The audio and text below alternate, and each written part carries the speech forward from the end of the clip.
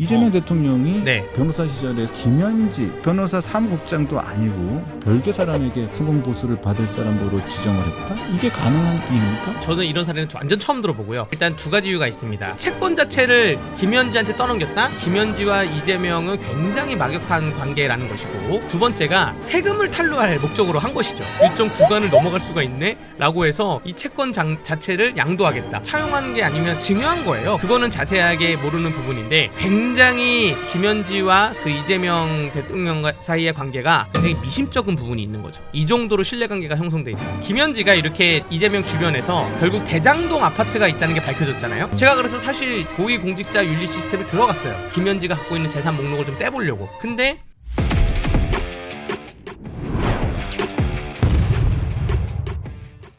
지난번 방송 때 너무 말씀을 잘하셔가지고 우리 네. 제작진들이 네. 우리 강대기 변호사 꼭 불러야 된다고 그래가지고 감사합니다. 우리가 또 진짜 모셨어요. 우리가 정말 진짜로 삼고초려를 해서 우리가 모셨습니다. 뻥이에요. 제가 이 시간에 재판이 좀 가끔 있어서 재판이 네. 없는 날에는 제가 틈나는 대로 나오겠습니다. 네. 뻥이에요. 그래요. 자, 어제 진짜 이거 법사위가 네. 너무 참 조희대 대법원장 청문회라고 해가지고 있었죠. 네. 청문회 있었는데 사실상 뭐 조희대 대법원장이 불참을 안 하신 불참하기로 했었는데 결국은 청문회 열게를 넣었는데 제가 뭐 쭉 다 봤었어요. 봤는데 진짜로 야 누굽니까? 그 서영교 의원. 네. 서영교 의원 너무 말씀을 막 하시더라고요. 그 좀 혹시 보셨나요? 그 간간히 봤는데 간간히 보셨나요? 이게 청문회라는 게 들을 청 물을 문자인데 듣거나 묻거나 하는 건 하나도 없고 뭐 고성방가만 있고 뭐 여러 가지 뭐 국회에서는 그동안 21대 국회에서까지는 못 봤던 그러한 단어들이 막 나오면서 간간히 뭐 이렇게 스킵하면서 봤습니다. 뭐 중요한 내용은 크게 없더라고요. 네.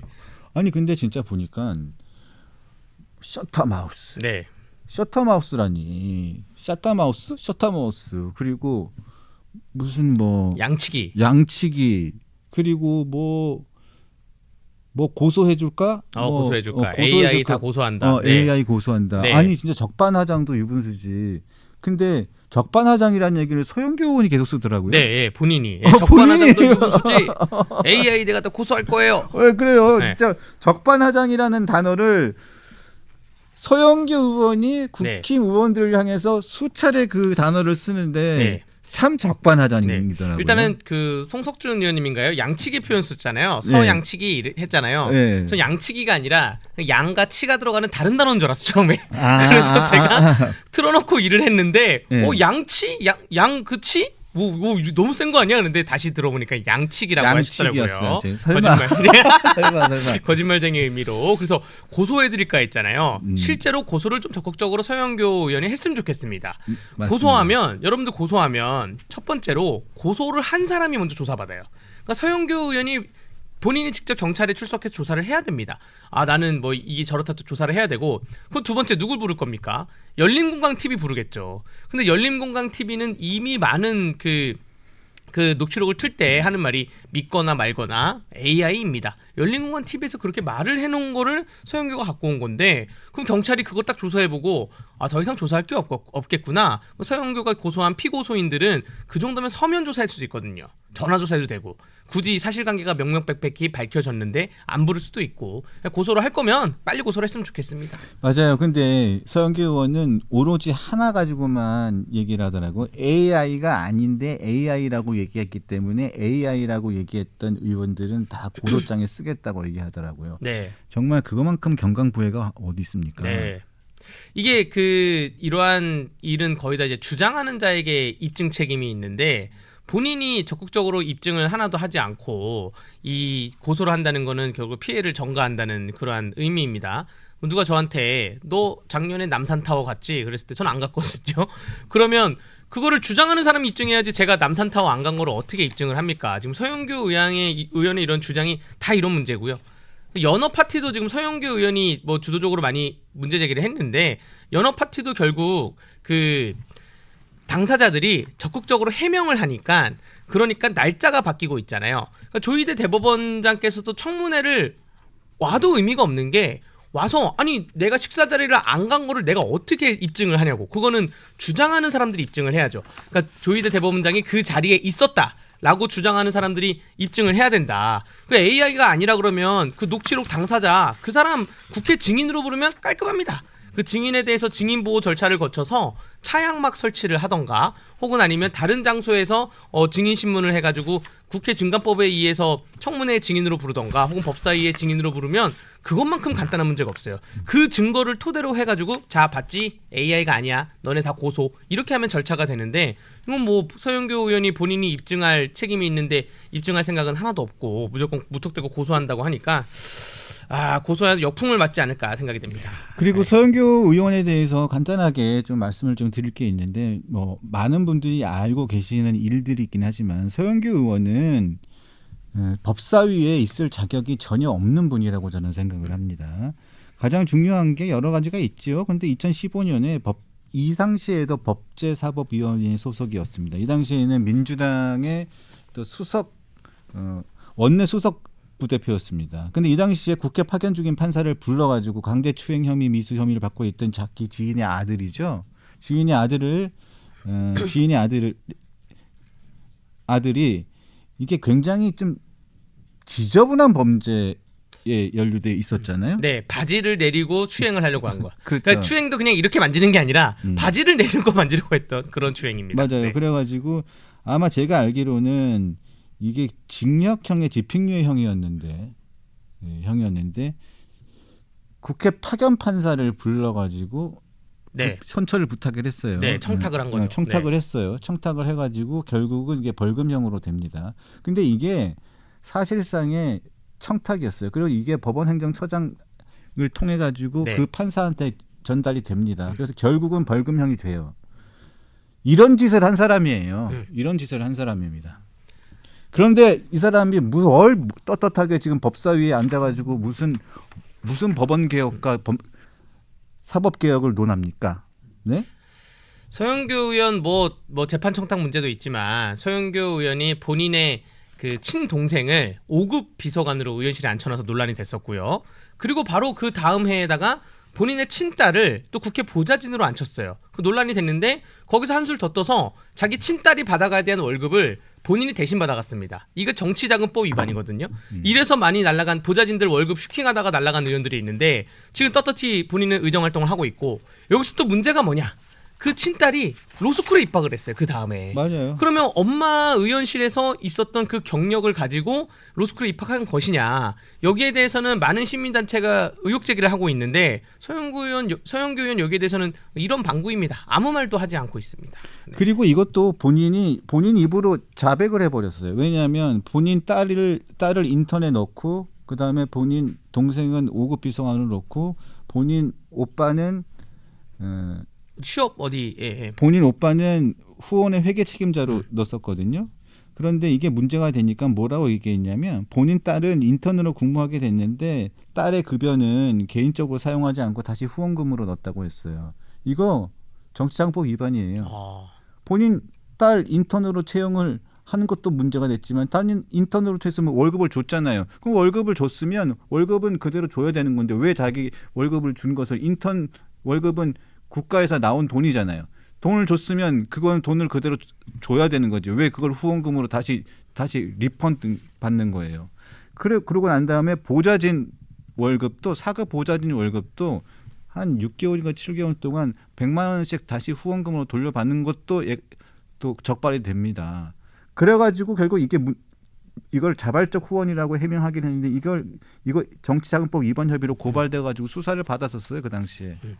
그래가지고 결국 이 사람이 꼬리 자르기로 해가지고 탈당을 합니다. 민주당을. 탈당을 했다가 1년 2개월 있다가 다시 슬그머니 복당을 해가지고 결국 공천 받아가지고 지금 4선까지 됐는데 이런 사람입니다. 저는 그 서영교 의원 제가 그래서 이 사람이 그럼 지역 정치를 잘하나 좀 안타깝고 좀 이상한 미스테리가 중량구에 처음 출마를 해서 지금 4선 의원인데 매 선거할 때마다 득표율이 올라가긴 올라갑니다. 맞아요. 물론 이제 중랑구의 그 지역이 이제 국민의힘에게는 어려운 지역이고 아마 18대 국회 때 유정현 의원을 마지막으로 서영교 의원이 하고 있는데 중량구 시민들께 좀 말씀을 드리고 싶어요. 그 투표를 할 때 이러한 도덕성 잣대 어떻게 자기 자녀를 어떻게 본인 의원실에 채용합니까? 이런 경우는 제가 기억하는 그 국회 역사에서는 정말 찾기 힘든 것이거든요. 뭐 먼 친척을 채용하는 것도 아니고 본인의 친자녀를 로스쿨에 입학한다는 친자녀를 준비한다는 사람을 채용해놓고 그 돈을 또 본인이 슈킹하고 정치자금법 위반으로 다음에 총선에서 우리 중랑구 구민들이 서영교 의원에 대해서 좀 심판을 좀 내려줘야 된다. 서영교 의원만 없으면 법사위가 한 30% 이상은 조용하게 흘러갈 그럴 게 좀 있습니다. 네. 제 말도 그 말씀입니다. 자, 김현지 새롭게 자리를 옮겼죠. 부속실장으로 만사현통. 김현지 부속실장 관련된 얘기를 좀 해볼게요. 국감에는 안 나올 것으로 제가 보여지고요. 국감에 안 나올 거예요. 국감에 안 나오려고 부속실장을 시켰는데 국감에 나오면 안 되죠. 그러면 보낸 보람이 없잖아요. 근데 나는 변호사시니까 네. 한번 여쭤볼게요. 자, 아까 전에도 제가 곽규택 의원한테 여쭤보긴 했는데 이 성공보수를 이재명 대통령이 네. 변호사 시절에 성공보수를 자기가 받아야 될 성공보수를 그 수혜자를 받을 사람을 김현지 그때 변호사 사무국장도 아니고 그냥 별개 사람 시민단체 사무국장인데 자기가 변호사에도 근무하는 사람도 아닌데 별개 사람에게 성공보수를 받을 사람으로 지정을 했다? 이게 가능한 일입니까? 이거는 일단 두 가지 이유가 있습니다. 그러니까 저는 이런 사례는 완전 처음 들어보고요. 예를 들어서 제가 그 유병수 그 앵커님 사건을 했는데 저한테 성공보수는 안 줘요. 그러면 변호사들은 직접 소송을 겁니다. 아니면 다른 변호사한테 맡겨요. 서로 민망하니까 의뢰인한테 소송 거는 게 민망하니까 다른 변호사한테 맡겨요. 근데 지금 그 맡겼던 변호사가 지금 유엔 대사로 간 그 차지호 변호사라는 그렇죠. 사람인 거고 자기 차지훈. 연수원 동기라는 사람이고 근데 이 채권 자체를 김현지한테 떠넘겼다? 그러면 일단은 김현지와 이재명은 굉장히 막역한 관계라는 것이고 두 번째가 세금을 탈루할 목적으로 한 것이죠. 이게 왜냐면 제가 성공보수를 받잖아요. 몇 천만 원을. 그럼 저의 변호사 소득세에 잡혀요. 근데 구간이 넘어가잖아요. 그것도 세금 왕창 냅니다. 그렇기 때문에 이거 내가 받으면 일정 구간을 넘어갈 수가 있네 라고 해서 이 채권 자체를 양도하겠다. 사실 그걸 양도하려면 증여 개념이거든요. 김현지한테 꾼돈이 없으면 차용한 게 아니면 이거 증여한 거예요. 그럼 증여세를 내야 되는데 그렇게 안 했겠죠. 안 했고 탈법으로 그냥 양도한 다음에 김현지 이름으로 돈을 받게 이런 식으로 한 거고 나중에 김현지 이름으로 돈이 들어오면 그러면 그대로 다시 다 받았을지 아니면 일부 떼고 받았을지 김현지 뭐 용돈 내라 일부 떼고 받았을지 그거는 자세하게 모르는 부분인데 굉장히 그 김현지와 그 이재명 대통령 사이의 관계가 굉장히 미심쩍은 부분이 있는 거죠. 이 정도로 신뢰관계가 형성돼 있는. 제가 어저께 유동규 씨하고 잠깐 통화를 해봤는데 유동규 씨가 말하기를 유동규 씨도 들은 얘기래요. 들은 얘기인데 저도 뭐 유동규 씨가 들은 얘기를 제가 말씀드리는 건데 유동규 씨가 98년인가 99년도에 자기가 어느 누구한테 들었는데 이재명 대통령이 무슨 일이 생겨가지고 어디 잠깐 좀 피해 있을 때 누구한테 조금 돈이 필요해가지고 누구한테 돈을 한 500만 원을 빌릴 일이 있었대요. 네. 빌릴 일이 있어가지고 500만 원을 빌려달라고 했고 그 사람에게 전화를 해가지고 500만 원을 빌려달라고 했더니 그럼 돈을 어떻게 빌려줄까라고 했더니 계좌 송금은 안 되니까 그러면 현금으로 좀 달라고 했고 그래서 그럼 어떻게 지금 네가 받으러 올래 그러니까 누구를 보낸다고 했다는 거죠. 그 누구를 보낼 겁니까? 그랬더니 누가 한 사람 갈 테니까 그 사람한테 현금 500만 원을 빌려주면 된다라고 했는데 그 사람이 김현지였대요. 네.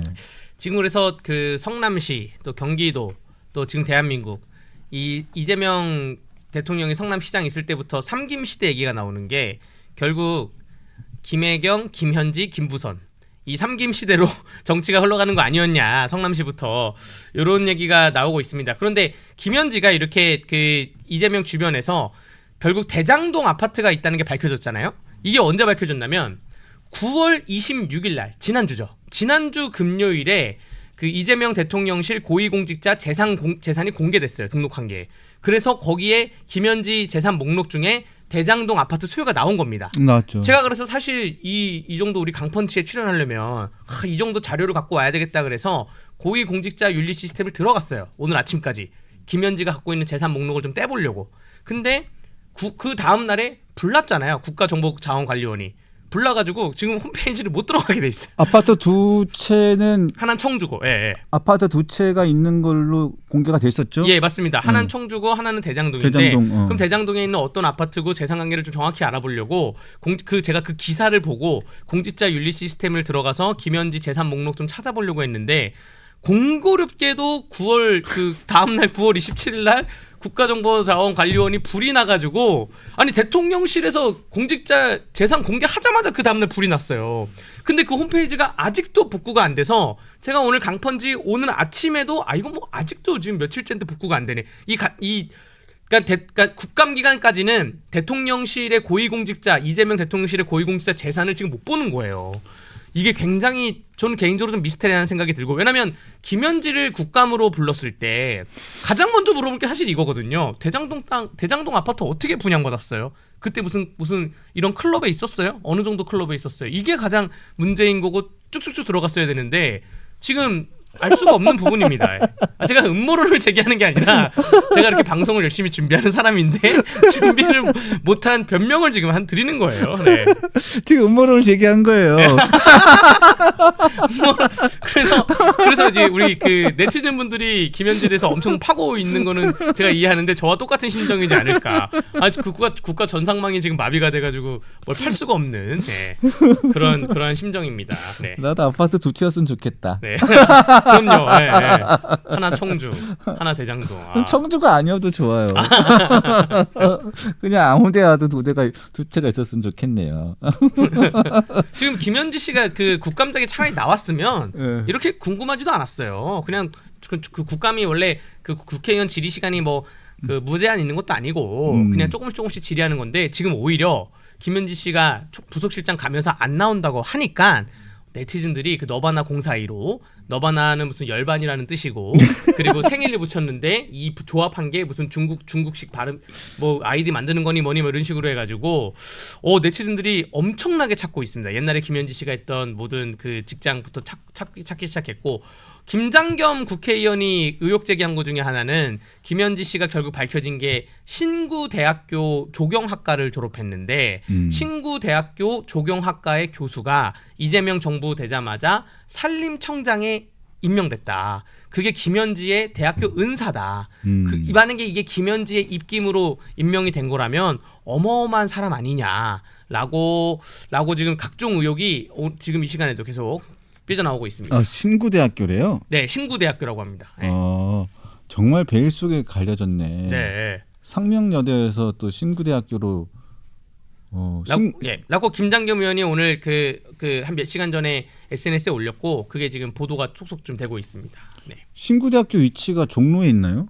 저는 어디 있는지는 못 찾아봤습니다. 네. 그래요? 종로 서울에 있는 대학교군요. 못 찾아봤습니다. 그렇구나. 그리고 좀 이해가 좀 만약에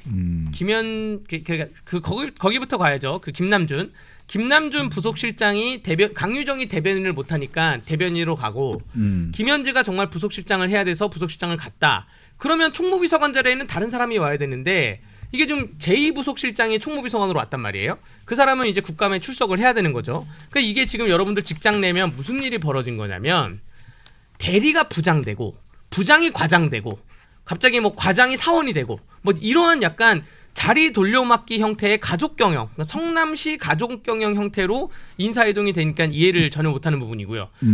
김현지가 총무비서관이 될 때는 많은 정치권에서 그러니까 지방자치단체장을 했던 사람들이 어떠한 다른 직함을 갔을 때 이러한 그러니까 살림살이 역할을 하는 사람들이 있습니다. 그래서 그나마 그런 역할을 했다네, 뭐 돈 관리를 했다네라고 이해를 했는데 제1부속실장은 전혀 다른 자리죠. 대통령의 수행비서들이 사실 많이 갔던 자리긴 한데 의전을 하면서 메시지 전달하고 조율하고 하는 자리인데 이거 지금 에이펙을 앞두고 있잖아요. 에이펙에서 다른 나라들이 대통령 프로필이 한번 다 알고 대통령 주변에 있는 비서실장, 제1부속실장 또 그 여사 옆에 있는 제2 부속실장 이런 걸 다 프로필을 보는데 김현지에 대해서는 아무도 모르다가 지금 신구대학교 하나가 나온 거예요. 김남준도 몰라요. 김남준에 대한 이력도 없어요. 우리가 네. 알 수가 없죠. 네. 그래서 어제도 말씀드렸지만 대통령 주변의 최측근이라는 분들 그만큼 대통령에게 영향력을 굉장히 끼치는 분들이잖아요.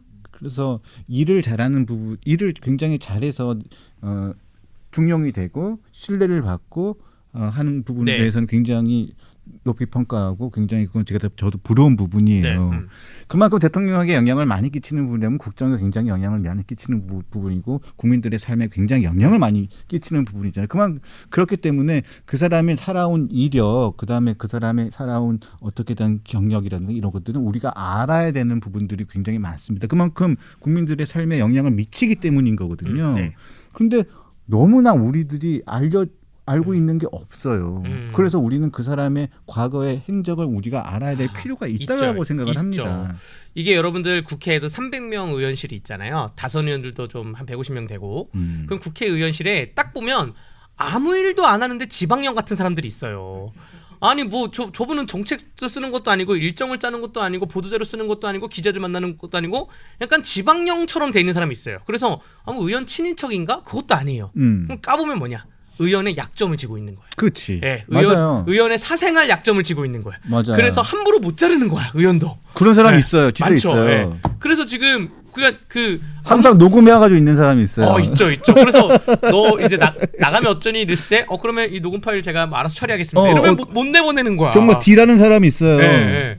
그래서 지금 뭐 대통령실이 그렇게 돌아간다는 게 아니라 대통령실이 그렇다는 게 아니에요. 그렇게 아니라 국민들이 이렇게 의혹이 있으면 좀 명명백백히 좀 밝혀야 되는 거 아니냐 요러한 좀 의구심을 좀 갖고 있는 거죠. 예. 그래서 아까도 말씀드렸지만 그런 부분들이 있다는 걸 말씀을 드리는 겁니다. 왜냐하면 그만큼 대통령에게 영향을 많이 끼치는 사람들은 국민의 삶에 영향을 많이 끼치는 사람들이기 때문에 그런 사람들이 어떠한 인생의 궤적을 살아왔는지 국민들은 알 권리가 있다는 네. 겁니다.